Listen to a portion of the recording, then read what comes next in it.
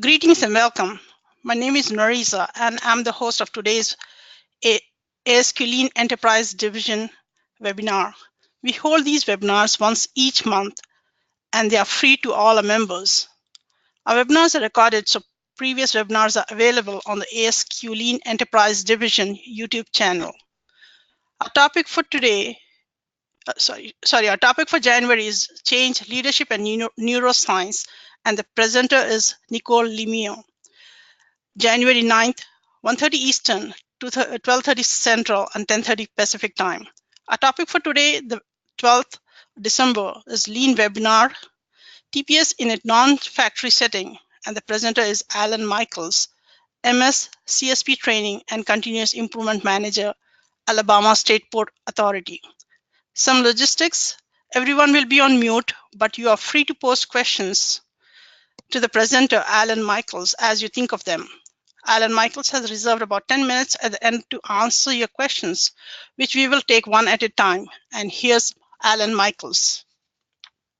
Thank you, Narisa. Thank you for setting this up. And thank you, everybody, for attending this webinar, wherever you might be today. Certainly glad to have you here.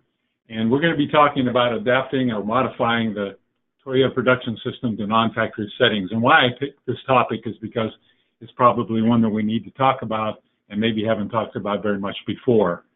And so our objectives today are to, to share some of the things I've learned and to answer the questions that you have at the end.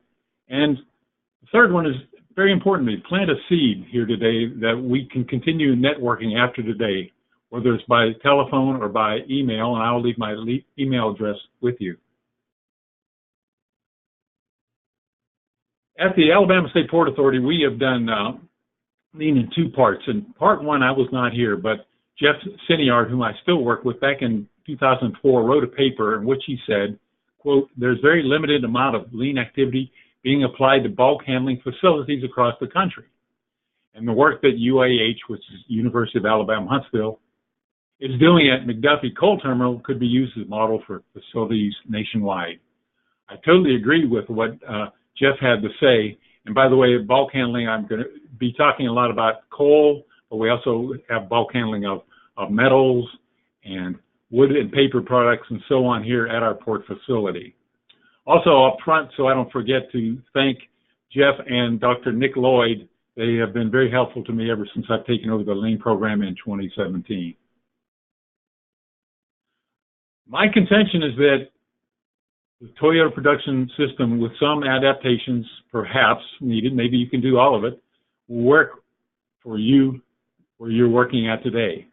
Proof in the pudding? Well, here at the Port Authority, we've decreased the loading of our export ships, and by ships I mean ocean-going vessels, from 44 to 45 hours down to 36. And the significance of that is that we're able to get one or two extra ships in a month, and that translates to millions of dollars. So we have seen it work in just the short time that we've reinstituted Lean. And you've told me, thanks to Hank for getting out a little feeler about what industries you're in so that I can relate to you, and this is what you told me, that you're in the following industries. The ones that I've shaded in blue are industries that I myself have been in, so I very much can relate to you. And some of you are actually in what I consider more traditional factory and warehouse-like settings, and you have given me these 7 answers, and I've been in the first and last of these, the warehousing and distribution in the chemical plant. And let me do an advertisement at this point. One of the people responded, "I'm out of work." And so I like to help people, especially with the Christmas spirit upon all of us. We have, I hope she's attending today. She goes by BYE13@hotmail.com. She's looking for an opportunity to shine as a Lean or quality manager. If you have anything, could you please email her, BYE13@hotmail.com. We can help somebody during Christmas season. It will make us all feel good. A lot of you right up front told me that you're in more of an office type setting. So I'm going to jump right to that just so that you leave today saying, hey, he addressed my concerns. Here's how we handled it in Kaizen events that we've had for some of our processes that are done in the office. And it's very similar to what you do in the factory, warehouse, or base industries or anywhere else. Your value stream map, in this case, how your paper or communications flow. And then you do a Kaizen event to identify your bottlenecks and your forms of waste. Next, you develop countermeasures to eliminate those bottlenecks. Then you implement it and try it out, adjust as necessary. So all of a sudden we're seeing the plan, do, act, cycle. Stay the course because it may not happen right away and you might have to tweak it a little more. And that is basically what we did with our accounts payable and our HR system. And if any of you are interested, I can send you a copy of our Kaizen events from the past, from accounts payable and HR. It would work for accounts receivable, for purchasing, and so on. It could serve as a template, or at least give you some ideas how to move forward. So that is on the office type processes. A little bit about me and my background, and I'll make this brief, even though talking about me is one of my favorite subjects, like most people. I was really inspired by one of our past speakers who really let us into a window into his soul, where he talked about his wife and his children and so on. And that really impressed me. I felt like he was a good person and somebody, you know, that I'd like to get to know better. So I'm going to just do that for just a little bit. First of all, this is where I work.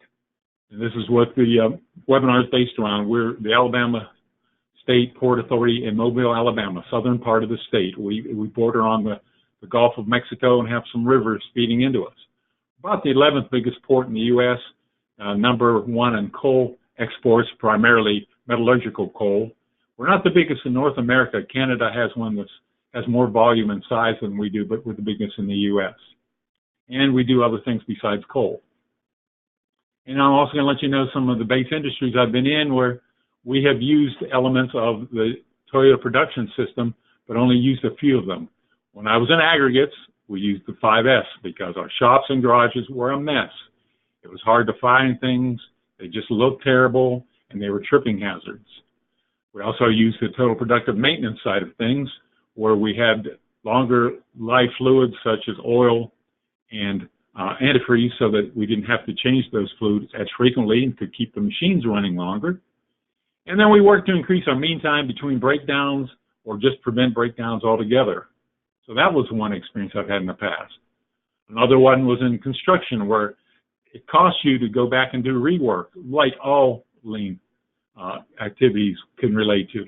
But we built the quality in, and then one of the keystones of lean is getting the knowledge, skills, and attributes, the KSAs of your workers. And so we asked them a lot of questions about the job and also about safety, such as in this heavy civil construction job where they're hanging girders, how do you build in your fall protection so that while you're attaching these, you don't fall 30 feet onto the ground? And they came up with some marvelous ideas. It was yet another confirmation of the intelligence of the working people that we have. Also have been in traditional factory settings with the companies that I've listed on the screen here in various capacities. So it's always been a second hat to me, but it's one that I enjoy. This is me. This is the person talking right now. This is my wife, Glenda, in the middle with my friends Lester and Coraline. And Coraline, last time that we had lean manufacturing here, was very involved in it. And just talking to her recently, when she's with our railroad division, and when we started up again in that division, she wants to be involved again, time permitting. Just a little bit about my hobbies. I have everything from sports to classic cars to classic rock to classic comedies in the upper right. And my wife recently talked me into getting a Class A RV and raising chickens. So never a dull moment in the Michaels household. We also rescue animals. We have 8 dogs, 5 cats, and 8 chickens.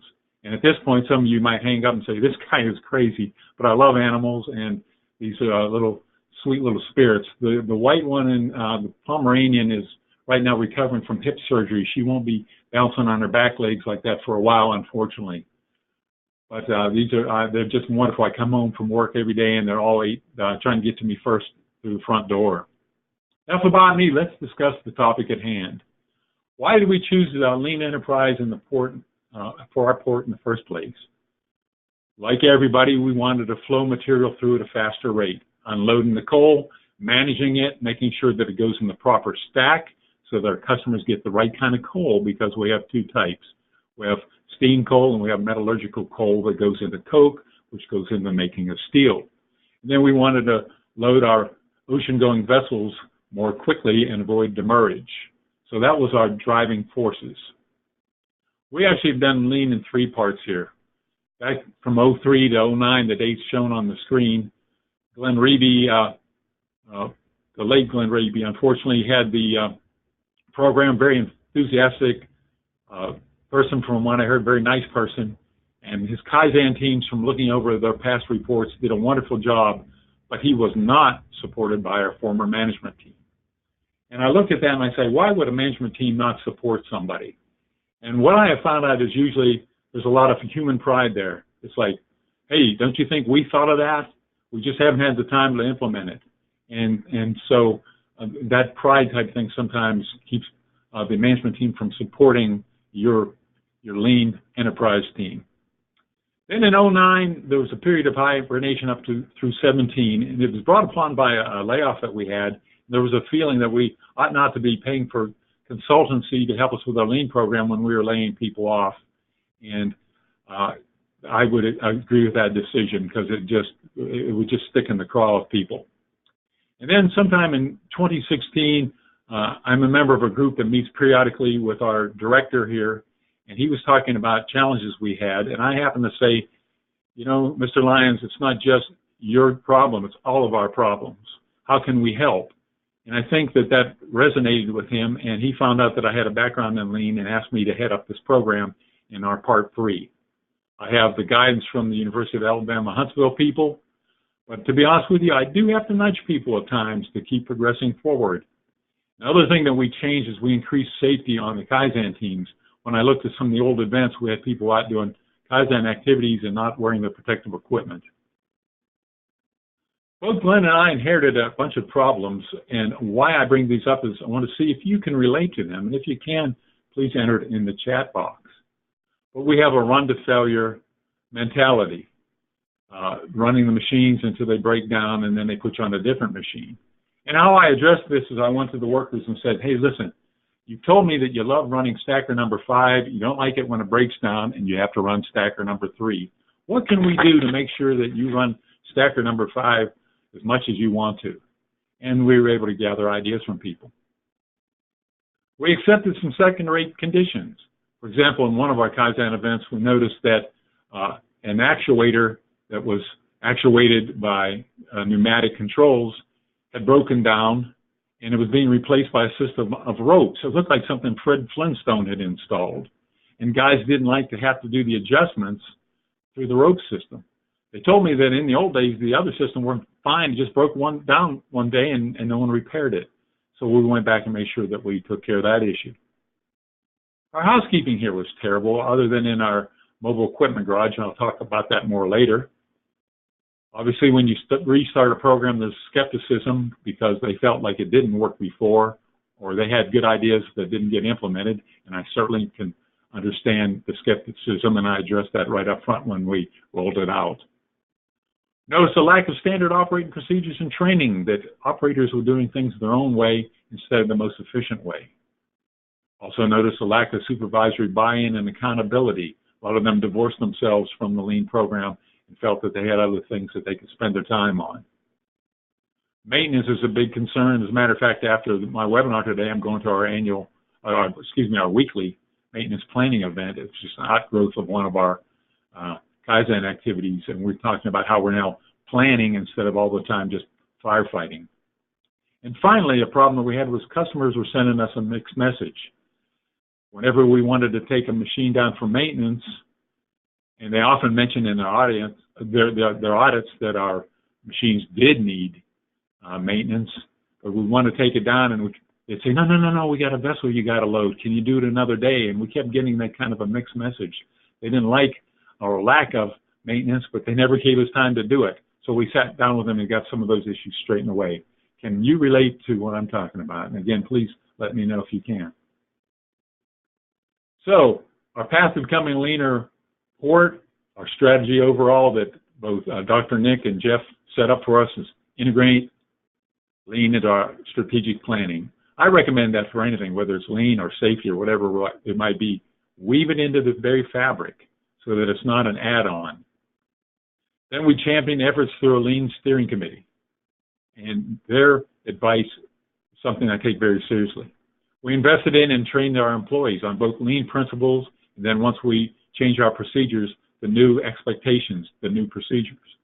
We mapped up our flow, our value stream, and then we scheduled Kaizen events based on a schedule, trying not to have so much from our countermeasures lists from each event that we're overwhelming our system. We're on an Oracle system of maintenance.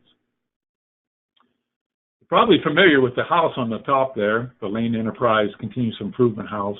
For the ports, Jeff and Nick have modified it to look like this. Most of the components are there, but if you take a real long look, we've gone from a 4-story house to a 3-story, so we've condensed it a little bit, but put a little more up on the roof line.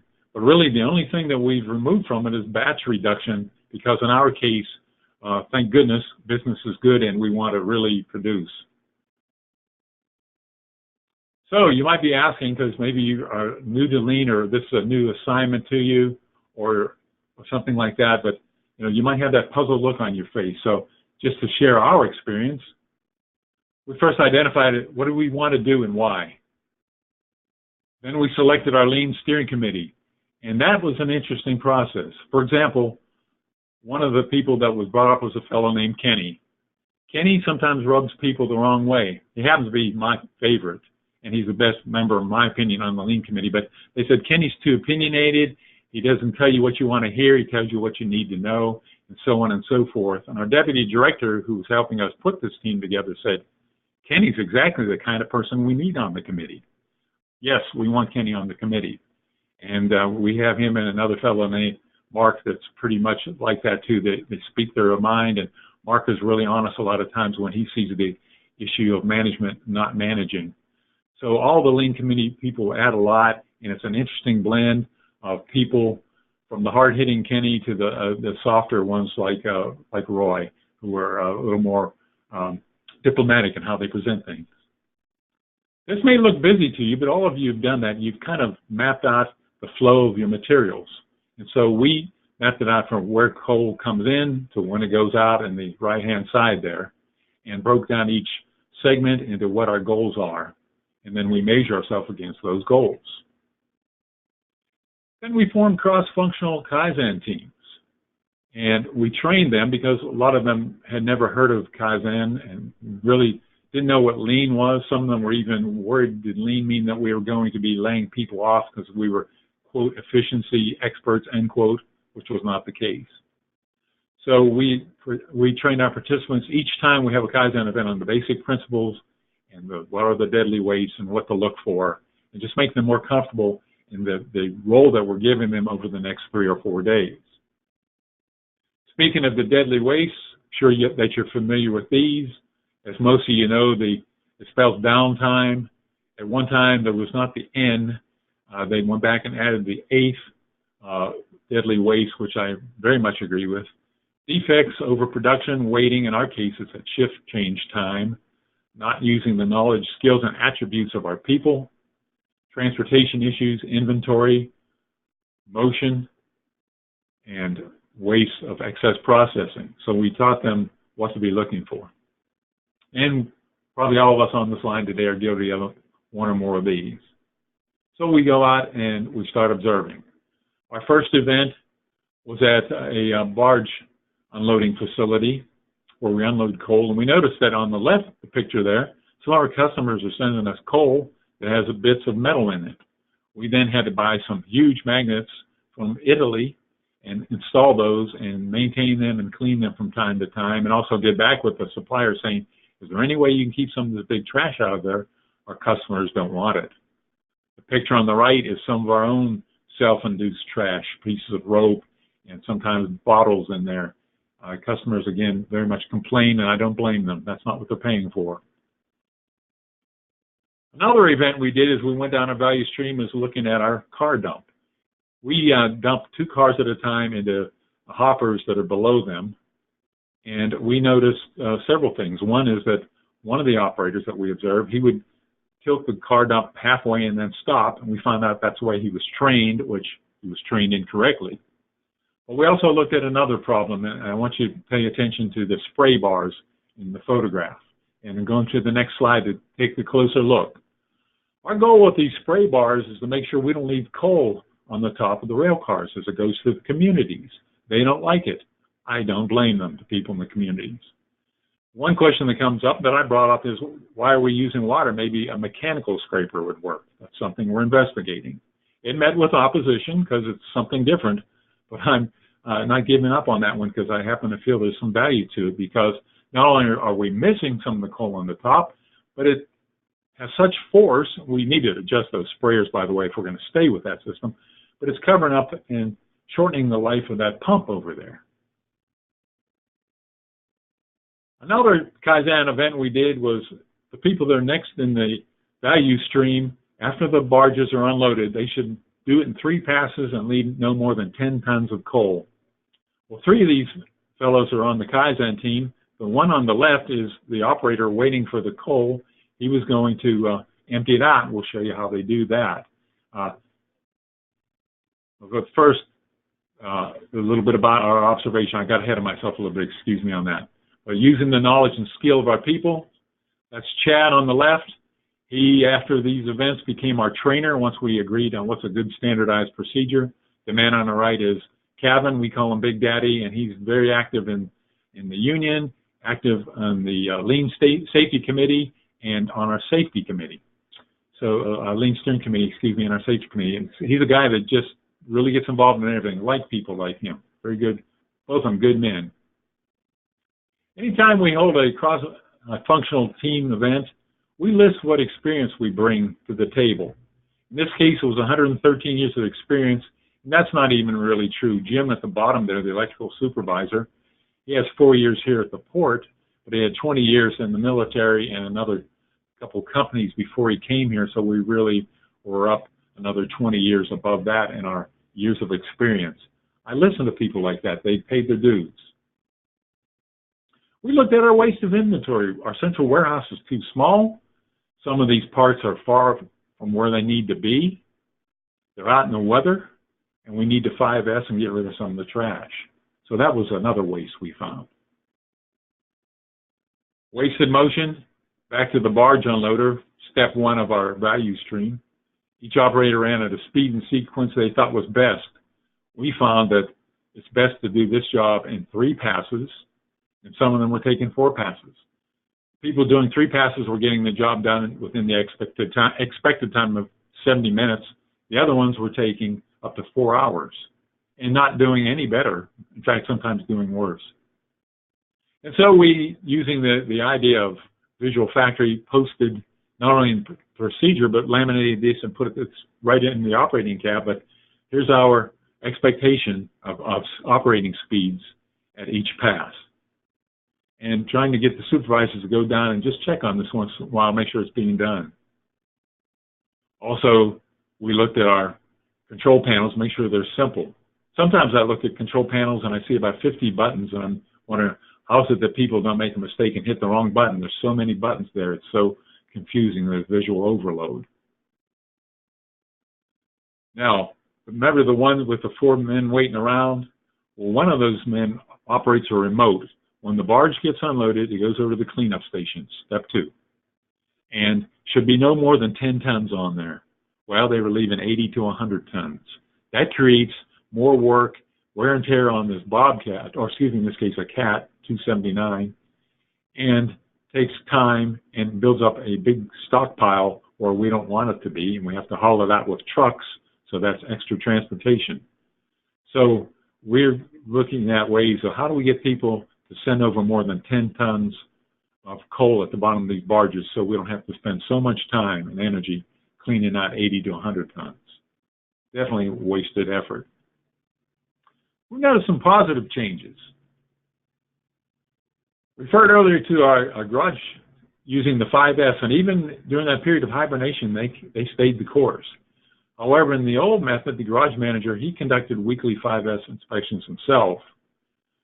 We have now modified that so that his 6 mechanics have, they each take a week and they do a daily 5S inspection, and then they send the report to their manager and then on to me every week. It's very revealing what they find. But it creates a constant focus and attention, And I'm very proud to take people to that shop because they have the potential to be our filthiest shop because of all the oil and grease, but instead they're our cleanest shop. And this is some of the things they look for, everything from clear aisles to floors that are clean, all the way down to handling the environmental disposal products in the proper way, the oils, the antifreezes, and so on. Another good thing is that we started realizing the value of a visual factory, a TPS concept from Toyota Production System. On the left, we have an example of some poor visual factory where the signs are allowed to fall, and you tell an operator, we need you digging out at the 600 level, and maybe he can't see the sign because it's falling down, or you tell him the 900 level, and he has to kind of guess where that is in relation to the 600 sign that he can barely see. So we've ordered some new signage. A good example is on the right, where the team decided, you know what, we can spot this quickly as we're doing our daily walk-arounds. When the yellow and the red come close together, it means time to change some parts out because we don't have the proper tolerances. And they can just look at it and in a second see if they have an impending problem. I like that. In rewriting our procedures, not only did we have verbiage, but every step of the way we put pictures based on the theory that a picture's worth 1,000 words. Then we really had to look at our maintenance system. The poor fellows, first of all, were under staffed, and we were just all the time just reacting to the squeaky wheel. We realized that's not a good way of doing things. So we started looking at things such as autonomous maintenance, where there's more ownership by the operator. And as we sold the operators, you check your own tire pressure and oil on your own personal vehicle, don't you? Well, we need you to check some levels here. That is not maintenance's job necessarily, that's your job. And you tell us that you like to run stacker number 5, so let's help us keep stacker number 5 running and running well.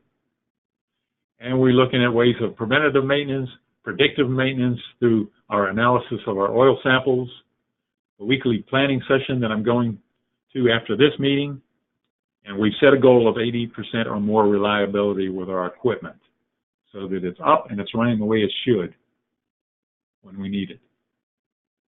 So that's a nutshell about our McDuffie coal terminal. Next up is the Pinto Island. They saw the success we're having, and they want to bring lean over there starting next year.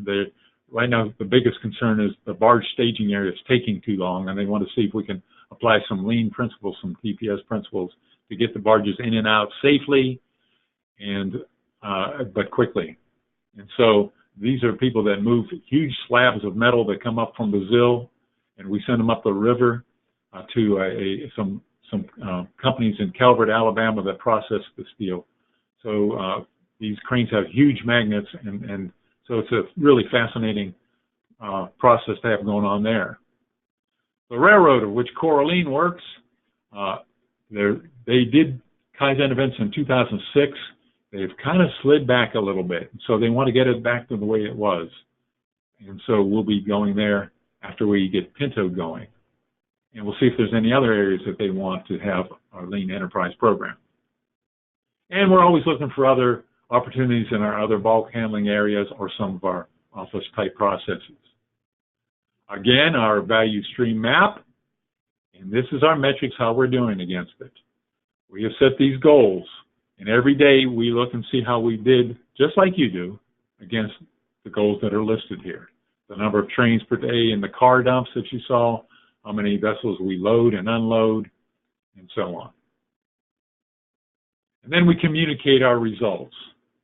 And maintenance has one for their maintenance KPIs. We have one for where the operators dress out.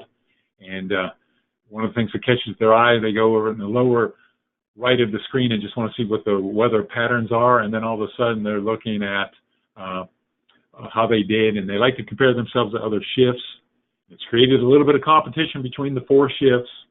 And I tell them that is fine as long as you don't shortcut safety to get your goals and to beat the other shift. That's a good thing. We've had some improvements. 2 more trains we're able to handle a day.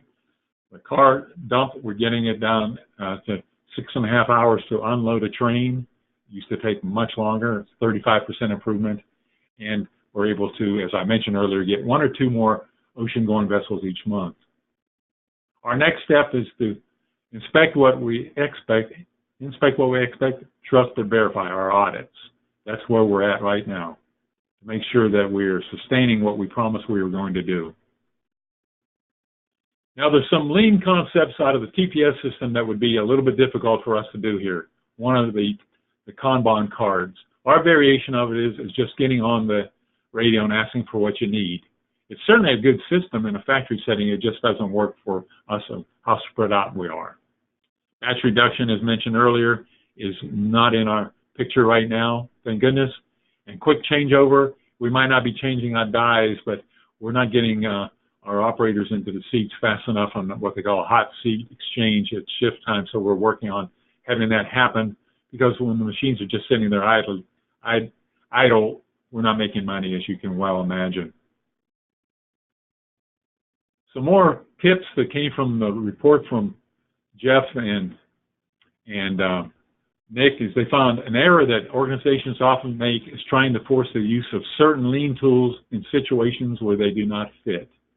So don't feel that you have to use all these tools. They're wonderful tools, and a lot of our listeners can use all of them, but if you can't, use the ones that work for you and use them effectively. At this time, I'll take any questions that you may have written, because we would like to hear what you have to say and see if we can help you in any way.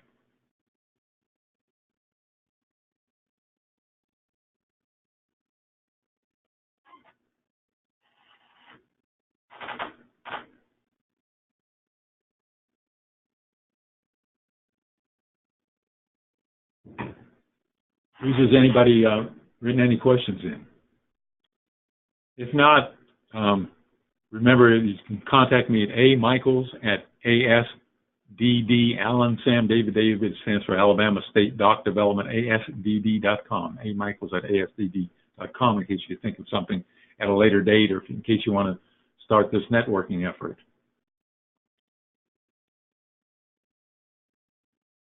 Hey, Alan, we have one question out there, and I don't know, Nariz, if you see them, but several, they're starting to come in. Okay. So one of the questions is, what advice do you have for getting management support, management buy-in? To me, what worked was just showing the dollars that can be gained, and by using some of the companies have been effective, and they were kind enough to share their metrics with us, and they had some pretty impressive gains.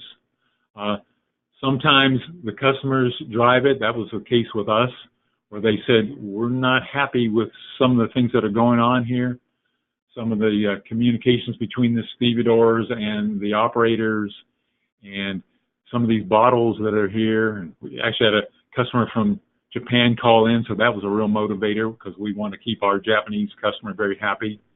And so we use a little bit of all those things, but I certainly am shameless in using the dollars approach and what can be gained from it, and not overselling it, but just selling it, period, because it's always there, in my opinion. Good question. And I hope it answered what they were looking for.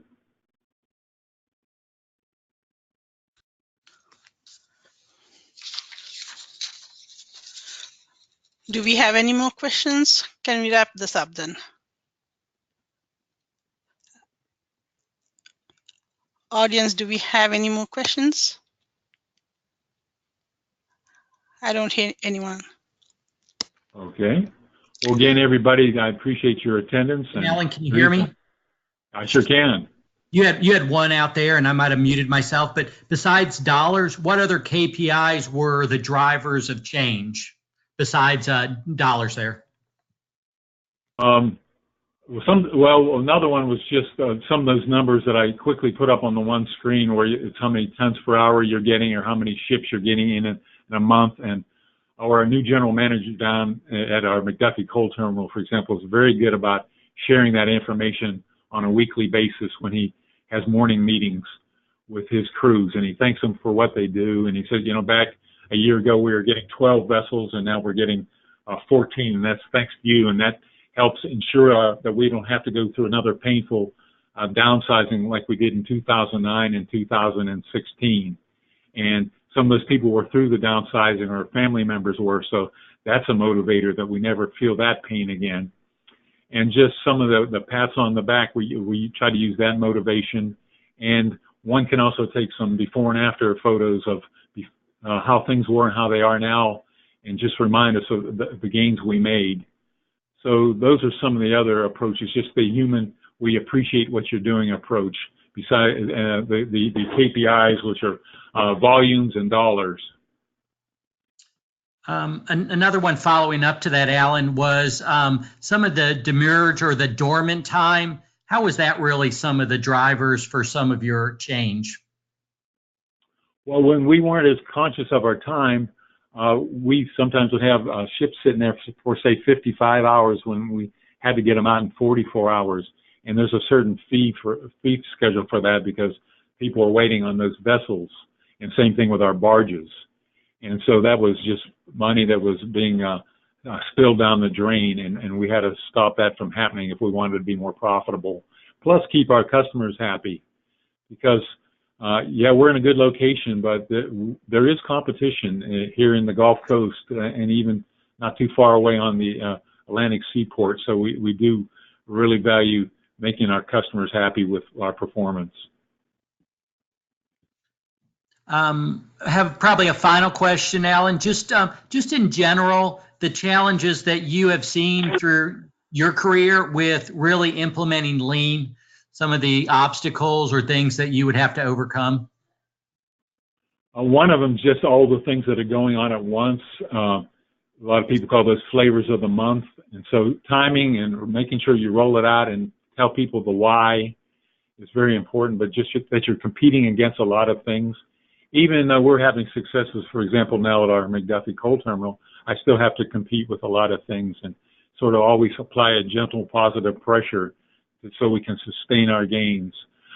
You also have, anytime you roll out something new, you generally have a bell curve distribution where 80% of the people are willing to give it a try, 10% are absolutely for it because they love new things, and 10% are absolutely dead set against it and might try to plant seeds in the minds of people that this is terrible and it's another flavor of the month, and they aren't going to, they aren't going to maintain it and keep it up. So there's the human side of it there, and many times there's lip service from the management team or people that when you sell it, it sounds good, but when you realize it's actually hard work, they lose a little enthusiasm. So that's why the need for the gentle pressure and showing it's working. See, let's stay the course. Well, good. Well, Alan, that is what we have for questions out there. I do thank you, and I really enjoyed seeing the lean concepts applied to non-manufacturing. As you look at it, you are at the state docks. You are doing the same thing that we're doing in so many other industries. How do we compress time? How do we improve our quality? And how do we have better service to our customers? Those of y'all that are on, Alan has agreed to share his slides. I will get those out there, and then this video will be posted on our ASQ YouTube channel. Should be sometime this week. Again, thank you all for attending, and Alan, thank you so much for presenting. It's been my pleasure. Thanks, everybody. And just a reminder for wrap up, the next January webinar is on the topic Change Leadership and Neuroscience, and the presenter is Nicole Lemieux. It's on January 9th. Just a reminder if you would like to enjoy. And thank you everyone for participating in today's webinar. Have a great day.